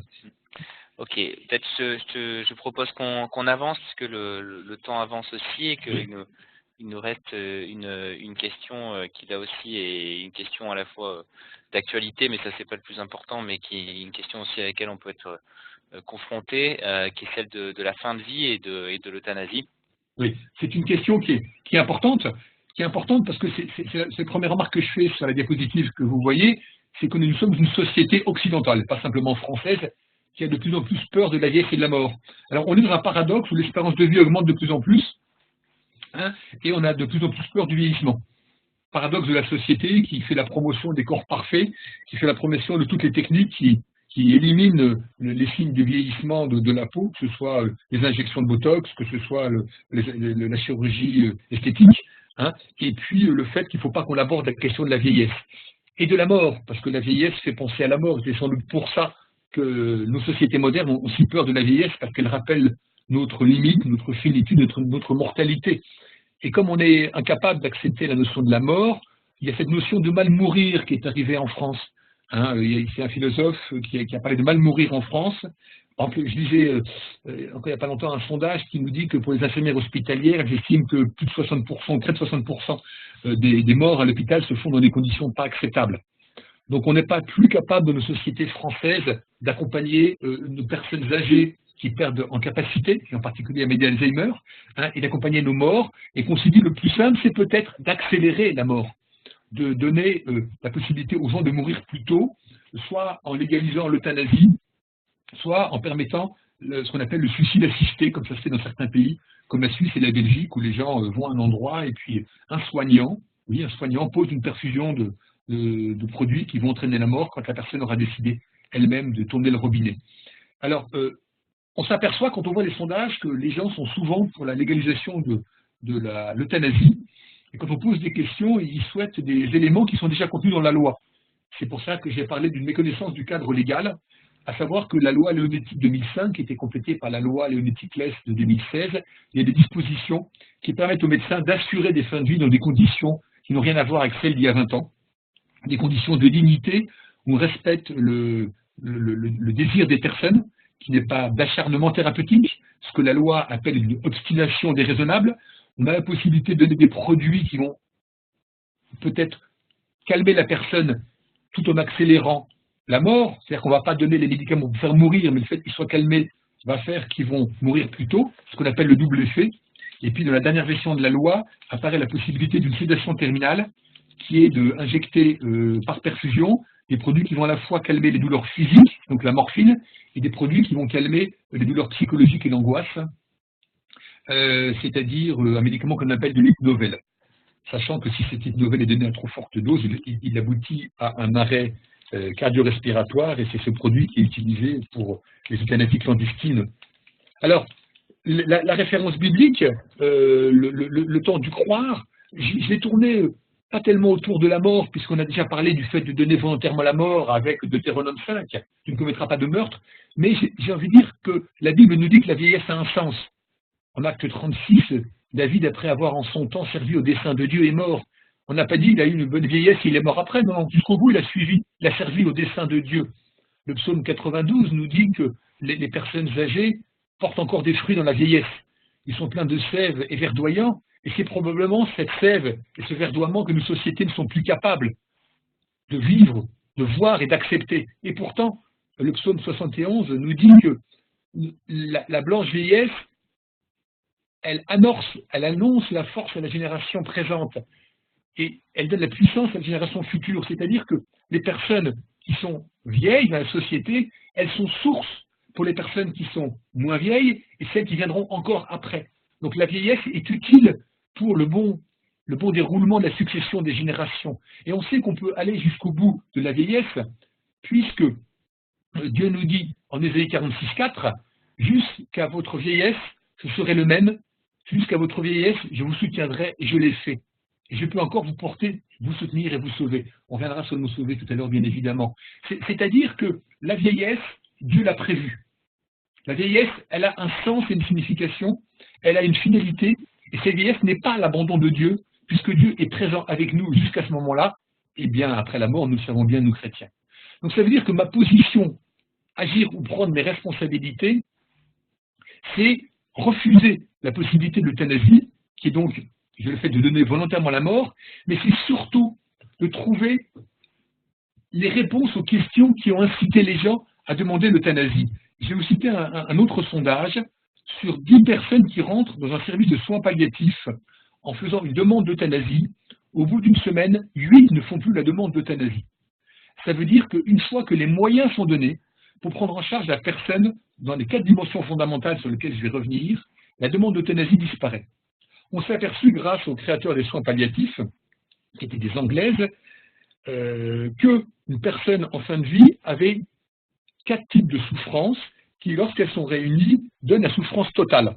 La première souffrance, c'est la souffrance physique. La souffrance physique, maintenant, est maîtrisée dans plus de 99% des cas avec les produits que l'on a. Donc maintenant, dans nos sociétés, on a moins de souffrance physique. La souffrance psychologique est moins prise en compte par les soignants parce qu'on n'est pas formé ou on n'a pas assez de temps, c'est les réponses qu'on a tout le temps parce que le personnel hospitalier est soumis à un rythme et une intensité de travail technique qui lui laisse très peu de temps pour relationnel. Le troisième niveau de souffrance qui existe chez une personne en fin de vie, c'est la souffrance socio-relationnelle. On est un être vivant parce qu'on s'inscrit dans un réseau familial, un réseau amical, un réseau de voisinage, un réseau professionnel. Et quand on est malade, les gens ne viennent plus nous voir de la même façon. C'est difficile d'aller voir quelqu'un qui est souffrant, qui est très malade, qui est mourant. Et souvent, les gens qui sont près de la fin de leur vie n'ont plus cette stimulation qui est la relation socio-professionnelle. Et la quatrième dimension, qui est la dimension spirituelle.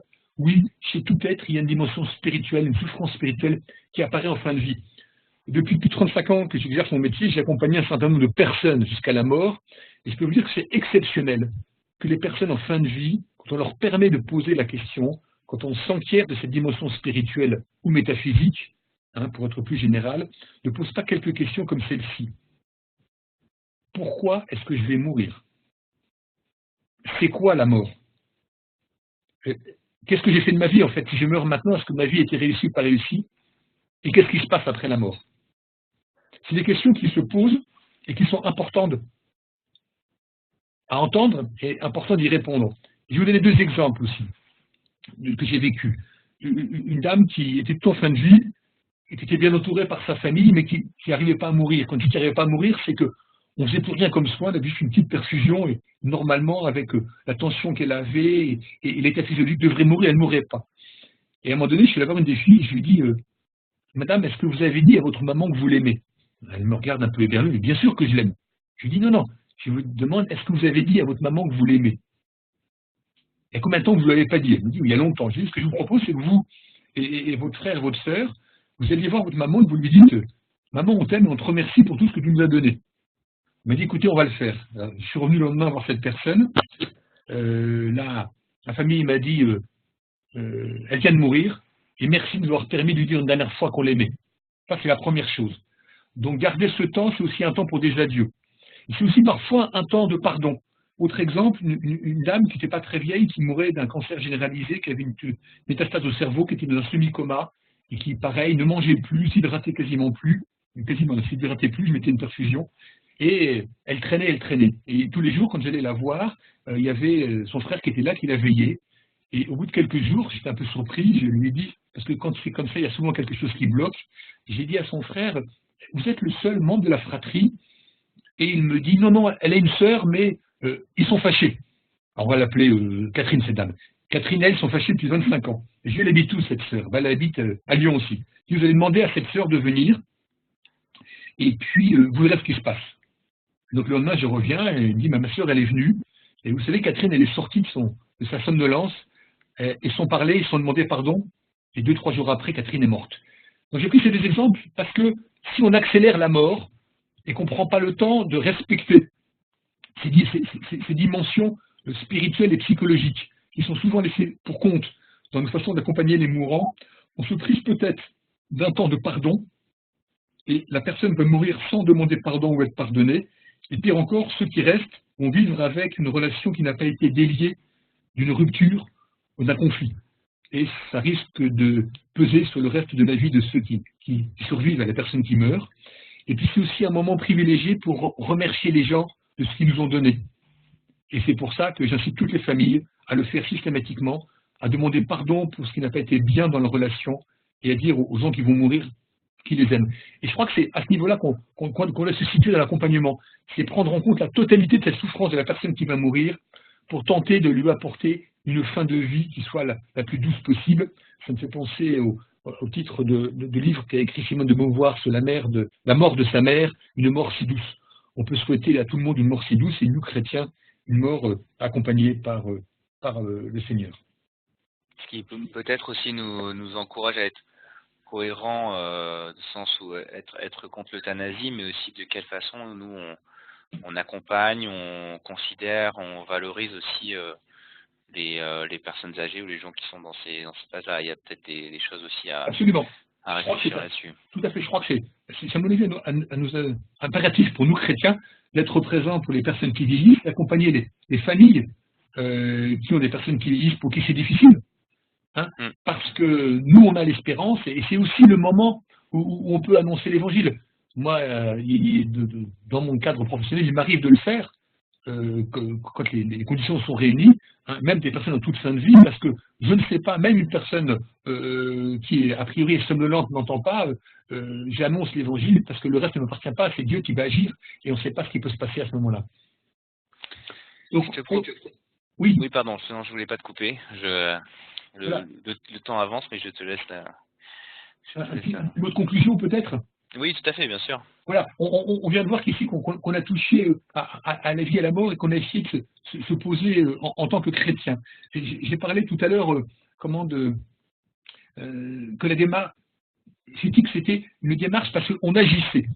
On agit parce qu'on est confronté à une situation auquel on va donner une réponse. Alors j'ai dit que c'était bien d'être plusieurs pour analyser la situation. C'était bien d'être plusieurs pour comprendre l'écriture. Et j'ai dit par contre, on est seul quand on agit. Quand je vais agir, je vais donner une réponse. Alors je crois qu'on est seul quand on n'a pas le privilège d'être chrétien. En effet, nous chrétiens, on sait que Jésus est venu vivre notre vie sur terre, qu'il a vécu tout ce que nous vivons à l'exception du péché, et qu'il est capable d'entendre nos questionnements, et qu'il est capable d'entendre nos souffrances générées par le questionnement. Et Jésus est mort sur la croix et nous a accordé son pardon. On l'a vu tout à l'heure, et chacun de vous le sait sans doute, bien évidemment. Mais aussi, il nous a dit, avant de rejoindre le Père dans les cieux, après sa résurrection, il nous a dit « Je suis avec vous tous les jours jusqu'à la fin du monde ». C'est-à-dire qu'on n'est pas seul. Quand, en tant que chrétien, on est au temps de l'agir de l'éthique. On s'est appuyé sur la parole, et à ce moment-là, on peut s'appuyer sur la prière seule, ou prière avec des frères et sœurs, et donc on n'est jamais seul dans l'agir. Et je crois que c'est important de savoir, nous, chrétiens, qu'on n'est pas seul dans ce temps de la responsabilité. Et puis je suis bien conscient, on a commencé par là, Olivier l'a noté, je l'ai noté aussi, j'en ai reparlé un petit peu, que probablement des choses que j'ai dit ont pu troubler, ont pu vraiment déstabiliser certains, et je reviendrai sur la notion de la grâce, puisque on sait qu'on doit choisir dans notre vie. Dieu nous convie à un choix, c'est ce que nous dit Deutéronome 30, 19, 20, j'ai mis devant toi la vie et la mort, la bénédiction et la malédiction, choisis la fin afin de vivre, toi et ta descendance. Ce choix de la vie, c'est celui de suivre ce que Dieu nous dit de faire, sur Terre. Et je crois que si tu devais résumer l'éthique chrétienne, je dirais, l'éthique chrétienne, c'est se demander ce qu'aurait fait Jésus dans ma situation, hein, mais aussi qu'on n'est pas parfait, hein, et que si on sait que le jugement viendra après la mort, donc on ne meurt qu'une seule fois, j'ai repris l'Épître aux Hébreux, hein, parce qu'il n'y aura pas de rattrapage. Donc c'est dans notre vie quotidienne qu'on doit tenter de vivre comme Jésus aurait vécu, de faire ce que Jésus aurait vécu. Soyez parfait comme votre Père Céleste est parfait, mais qu'on n'y arrivera pas, et que forcément dans tout ce que l'on fait, on restera pécheur, mais on sait aussi que là où le péché a abondé, la grâce a surabondé. Donc je reviens et je conclue par ça, que l'éthique chrétienne, c'est une éthique de l'amour et c'est avant tout une éthique de la grâce. Merci beaucoup. Merci Vincent, ça avait rien d'évident de traiter autant de questions difficiles dans le temps qui nous est imparti. On finit volontairement avec quelques minutes d'avance parce que on est ouvert à vos questions. Donc certaines sont arrivées pendant la présentation et je remercie ceux qui les ont posées. J'ai essayé de les intégrer et puis peut-être que c'était plus difficile, donc peut-être que maintenant pas vraiment à froid, mais en tout cas, en n'étant pas en même temps en train d'écouter Vincent, il y a d'autres questions, d'autres réactions qui vont arriver, donc je vous y encourage. Peut-être juste un point de précision par rapport qui m'a été remonté par rapport à la pilule du lendemain. Pour dire que dans certains cas, et notamment, alors j'espère ne pas... J'ai la question sous les yeux, bah voilà, tu l'as sous les yeux, très bien. Donc la pilule du lendemain, qui est fortement dosée en progestatif, non, en progestatif simple, chamboule le climat des trompes et peut empêcher la fécondation, et pas seulement l'anidation, ça dépend du délai pour la donner. Voilà. Alors, c'est une question qui est intéressante, parce que je vais répondre que je ne sais pas comment elle fonctionne, la pilule du lendemain.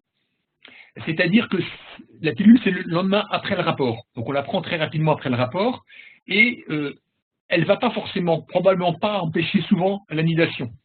L'ovulation. Et donc, il y aura une partie qui sera peut-être anti-ovulatoire et une partie qui sera peut-être anti-nidation. Mais je suis incapable, pour chaque personne, de savoir comment ça va fonctionner. Et à partir du moment où il y a une possibilité que ce soit anti-nidation, c'est les dimensions abortives de la pilule qui est en compte, et donc je ne peux pas l'accepter. Ouais, même s'il y a d'autres phénomènes qui peuvent intervenir, je ne peux pas faire le pari que ça sera une bonne prise de pilule du lendemain. Vous voyez ce que je veux dire? Ouais, je comprends. Alors, est-ce qu'il y a d'autres questions, d'autres réactions sur l'un ou l'autre de ces sujets? Peut-être on peut rappeler, je l'ai fait rapidement, mais que tu as écrit un livre sur le sujet. Oui, tout à fait. Peut-être rappeler le titre et l'éditeur. Oui, il s'appelle Petit manuel d'éthique pratique. Hein, volontairement, il est un livre qui est court pour être accessible à tout le monde. Il est publié aux éditions Clés. Je reprends un petit peu l'histoire de la philosophie pour montrer un petit peu tous les types d'éthiques qui existent, de montrer aussi qu'on n'a jamais réussi à avoir une éthique universelle. C'est-à-dire chaque époque se crée son éthique, et puis elle se confronte aux précédentes, mais il n'y a jamais eu de possibilité d'avoir une éthique universelle. Et la seule éthique, à mon avis, qui dure dans le temps pour moi chrétien, c'est bien évidemment l'éthique chrétienne.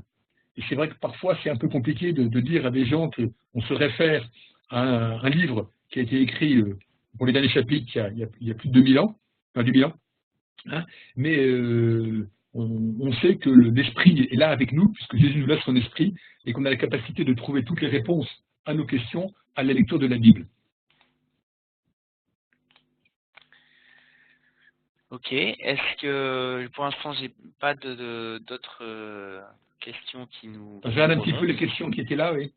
Oui, alors j'ai essayé de les traiter. Oui, on a parlé notamment sur l'euthanasie et l'accompagnement. C'est, je pense, effectivement un témoignage chrétien de ne pas, c'est Élie qui dit ne pas oublier nos vieux, oui. Dans une société qui est de plus en plus individualiste, et ça c'est clair, et c'est pas que la société qui est de plus en plus individualiste, je pense qu'on a aussi le... Oui, mais ça me permet justement de rebondir sur la question d'Élie que tu partages actuellement.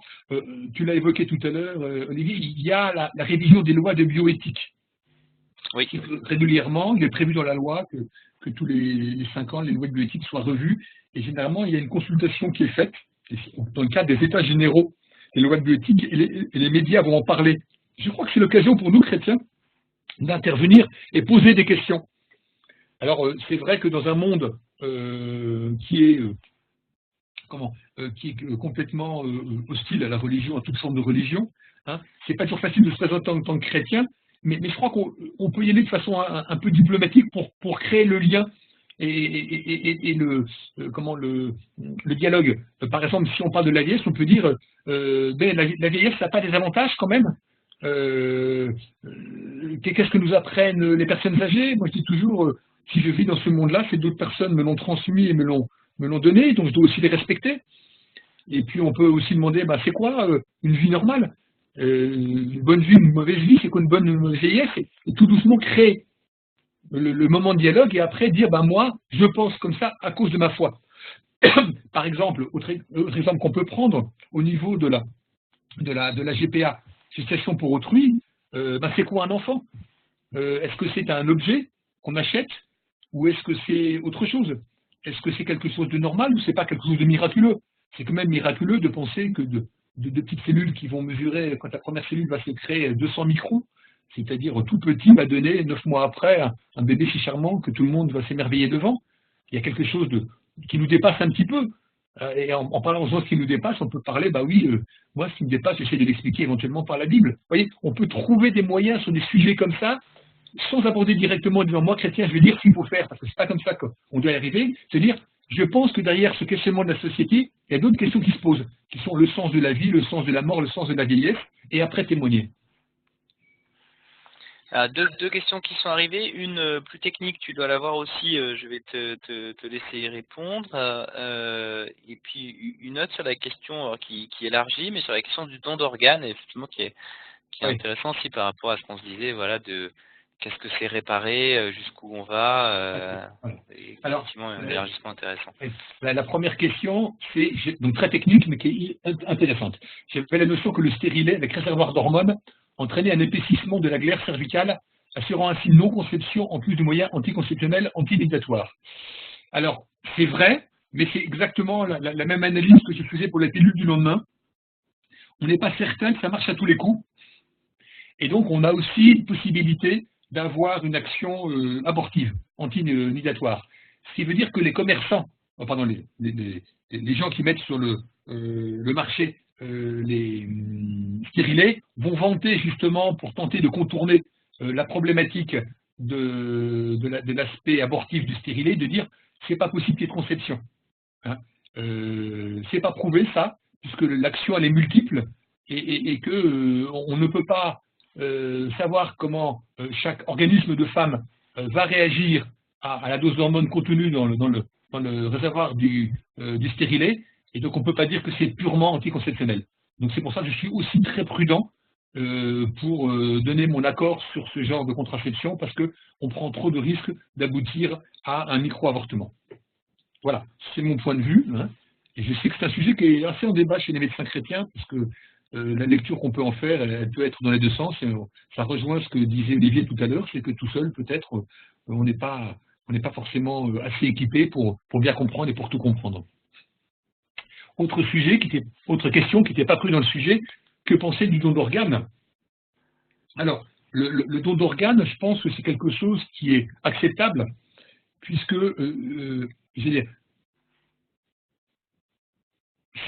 soit c'est un donneur qui est vivant, qui donne une partie de son foie ou un de ses reins à un membre de sa famille, et dans ce cas-là, ce n'est pas une mutilation, parce qu'il lui reste un rein et que son foie va repousser. Donc je pense qu'on est tout à fait dans un acte altruiste. Hein. Dieu a permis que la science et la technique, c'est la science que toute la recherche sur les phénomènes de rejet, c'était scientifique avant d'être médical, a permis de le faire, donc on peut le faire. Après, le prélèvement d'organes sur des personnes qui sont maintenues artificiellement en vie, c'est quelque chose qui, à mon avis, peut être accepté aussi, parce que c'est une façon que Dieu nous a donnée de pouvoir prolonger la vie terrestre. Et si Dieu ne veut pas que ça soit utilisé, peut-être que la greffe ne marchera pas. Voilà, c'est l'analyse que je propose, la réponse que je propose à la question qui est posée ainsi.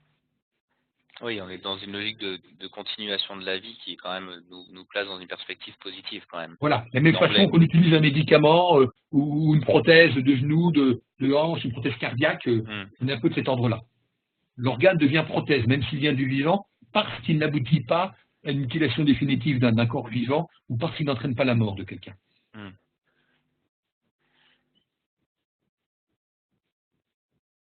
OK, bah, écoute, merci beaucoup. Je pense qu'on atteint la fin du créneau qu'on s'était fixé et puis, chacun a eu le loisir de poser, vos questions. Alors, je permets juste Heu, de redire que si oui, vraiment il y a des questions que certaines personnes veulent reprendre oui, parce qu'elles n'ont pas osé en parler, elles peuvent te les faire passer. Et dans la OK. limite de mon temps disponible, je ne dis pas immédiatement, j'essaierai de répondre. Bon, parce que j'ai beaucoup de travail et de responsabilité à droite à gauche. Merci beaucoup en tout cas de ta disponibilité future et de ta disponibilité pour avoir préparé cette soirée. Donc bonsoir à chacun. Merci vraiment de votre présence, de votre attention. Et puis eh bien, je vous encourage aussi fortement à vous inscrire aux prochaines conférences, à vous inscrire au module du lundi soir aussi. Et puis voilà, à aussi, comme nous y a encourager Vincent à réfléchir et peut-être aussi à être présent sur ces sujets. Il y a les états généraux aussi d'abiotique qui arrivent. Donc voilà, on peut tous s'encourager dans l'action et dans la réflexion à être présent sur ces sujets en tant que chrétien. Bonne soirée à tous et merci À tous encore. et merci de votre attention.